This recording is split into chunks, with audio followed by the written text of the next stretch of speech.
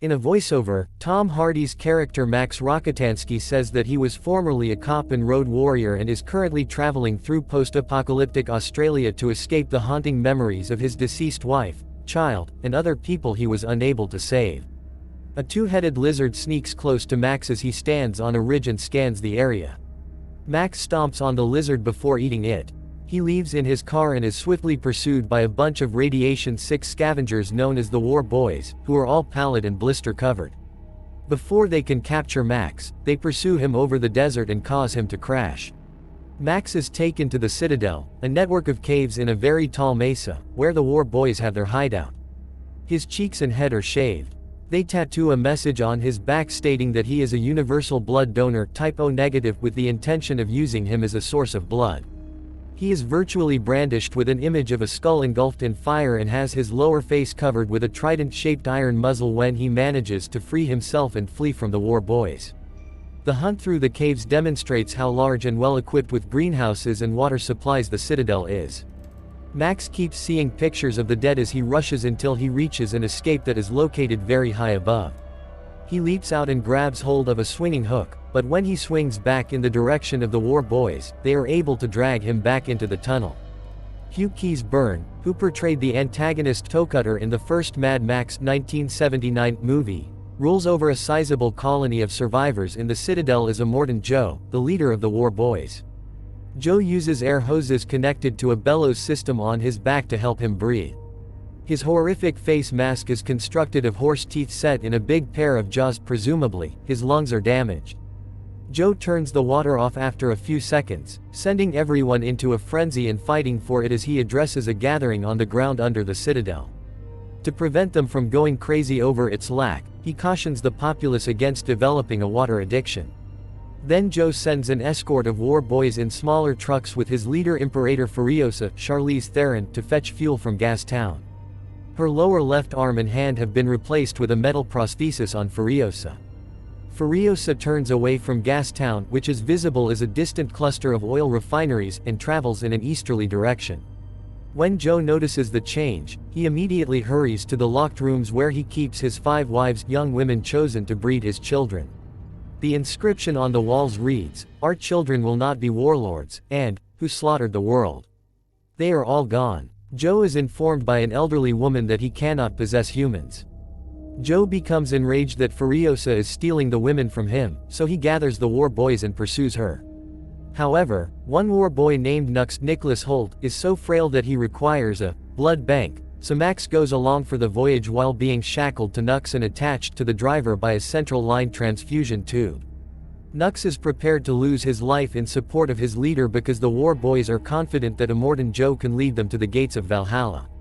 The War Boys pursue Furiosa's war rig after it is attacked by the Buzzards, another scavenger tribe.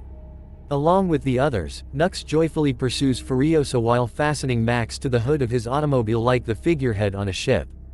They make an effort to approach the rig, but Furiosa pushes most of them away, with the War Boys providing explosive-tipped spears as support. Max tries to escape as Nux approaches the rig. Furiosa travels toward a huge sandstorm that is approaching. Even as they go into dangerous sand tornadoes, Nux keeps after her. While Nux plans a kamikaze run by leaking fuel inside his automobile, a couple War Boys are murdered in the storm. When Max is able to overwhelm and stop him, he intends to light a flare and set it on fire. In the storm, the two collide. When Max wakes up, he is still attached to an unconscious Nux and sporting his muzzle. He attempts to shoot Nux's wrist with a shotgun, but the weapon malfunctions. The splendid Ingharid, Rosie Huntington-Whiteley, Toast the Knowing, Zoe Kravitz, Capable, Riley Keough, Cheeto the Fragile, Courtney Eden, and the Dag, Abby Lee, are 5 stunning women who are cleaning themselves with a hose and removing their chastity belts with bolt cutters when he finds Furiosa's rig. Dag is also expecting a child, and Splendid is 9 months along with Joe. Max demands the hose while pointing the shotgun at the women. After having a drink, he instructs them to remove his chain using the cutters. Dag tries to break it but is unable to. Joe has assembled troops from the other villages that provide gas and munitions to the Citadel, as Furiosa can see in the distance. The People Eater, John Howard, and the Bullet Farmer are in charge of the advancing soldiers, Richard Carter. As he attempts to sever the chain holding him to Nux, Max gets into a battle with Furiosa. Max is supported in his battle against Furiosa by the other women once Nux awakens. Max tries to steal the rig for himself after Nux cuts the chain. It stalls, though, because Furiosa placed a kill switch, and the only person who knows how to turn it back on is her. Although he is willing to take the other women, Max allows her to board the rig once more.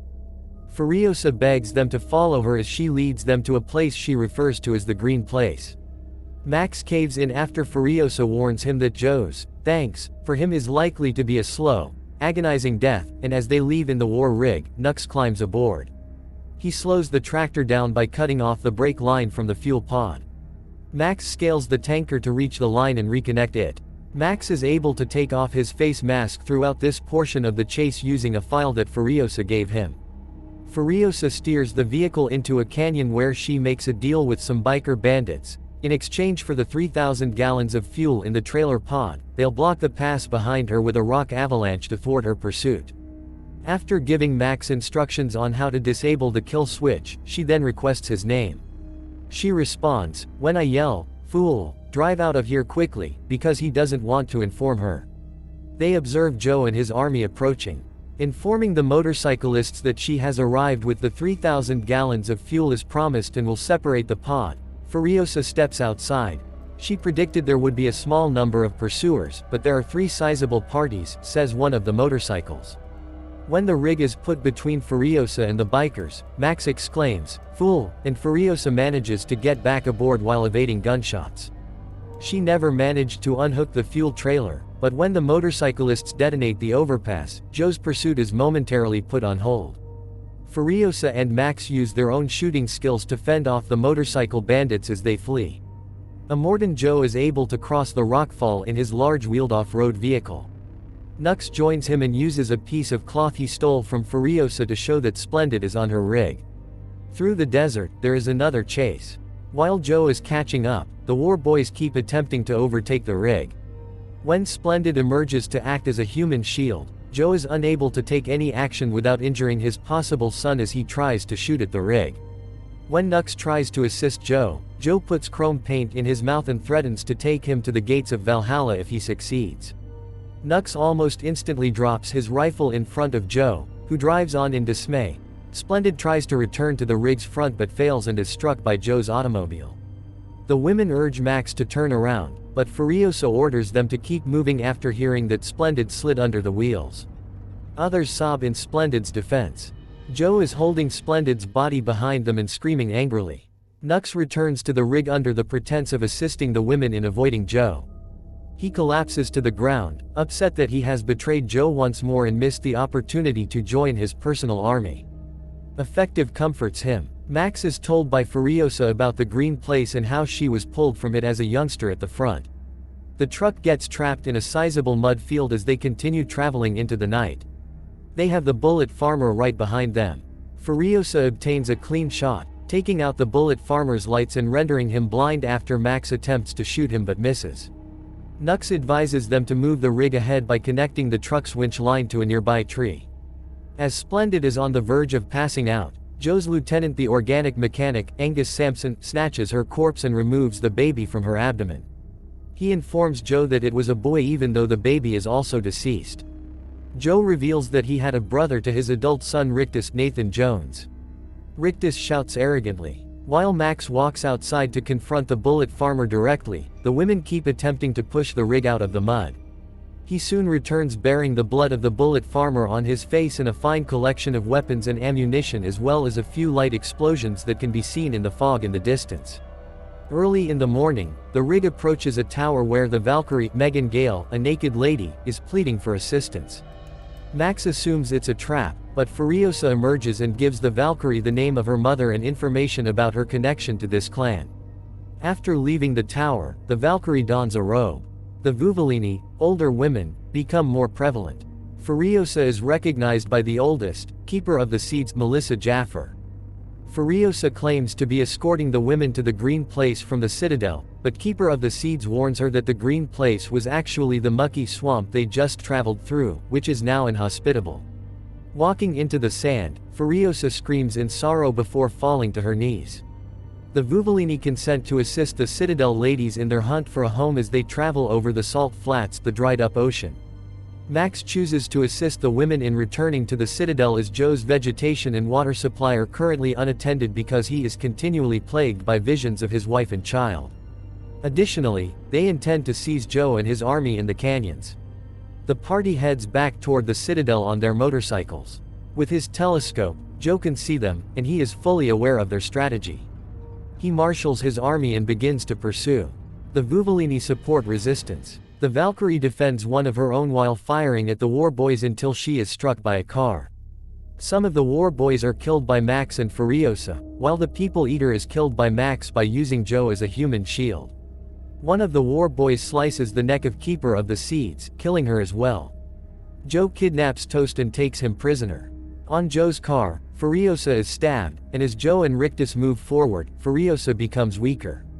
Toast diverts Joe just long enough for Furiosa to secure Joe's mask to the wheels of his vehicle.